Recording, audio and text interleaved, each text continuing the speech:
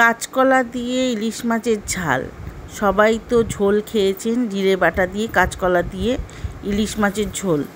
আমি আজকে ঝাল করেছি ইলিশ মাছের কাঁচকলা দিয়ে, তাই আপনাদের সাথে শেয়ার করছি। ফার্স্ট আমি কড়াইটা বসিয়ে নেব গ্যাসের মধ্যে। সর্ষের তেলে রান্না হবে। তার মধ্যে দিয়ে দিলাম কাঁচকলা, হলুদ আর নুন দিয়ে কাঁচকলাগুলো ভেজে নেব। একটু লাল লাল করে ভেজে আমি তুলে নিচ্ছি।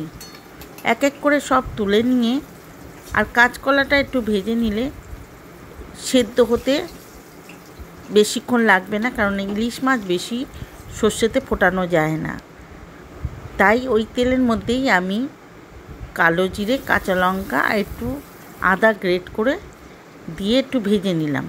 তা আদাটা বেশি তেলের মধ্যে ভাজবো না, বেশি ভেজে নিলে তিতো হয়ে যাবে, তাই একটু জল দিয়ে দিলাম। দিয়ে তারপরে নাড়াচাড়া দিয়ে একটু ফুটিয়ে নিলাম।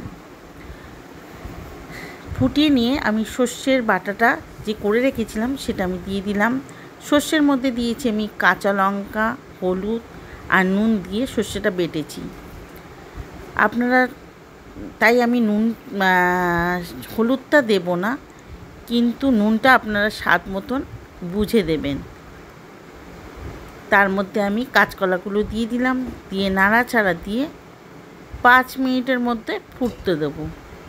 5 মিনিট হয়ে গেল, ফুটে গেছে ঝোলটা। এরপর আমি একটু দই ফেটিয়ে এই ঝোলটার মধ্যে দিয়ে দেবো। দিয়ে তার মধ্যে আমি কাঁচা ইলিশ মাছগুলো এক এক করে সাজিয়ে দেব। দিয়ে নাড়াচাড়া দিয়ে নেব।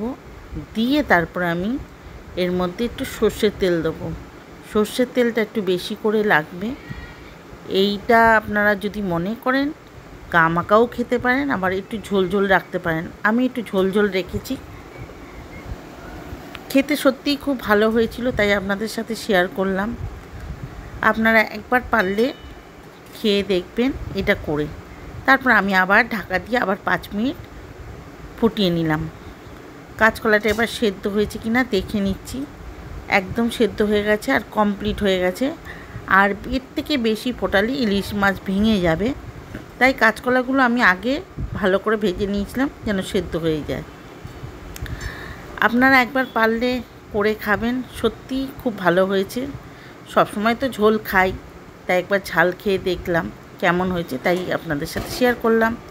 যদি রান্নাটা খুব ভালো লাগে বা ভালো আপনাদের লাগে, তাহলে একটু কমেন্ট করে জানাবেন কেমন হয়েছে। আর একবার চেষ্টা করবেন করে খেতে। ধন্যবাদ।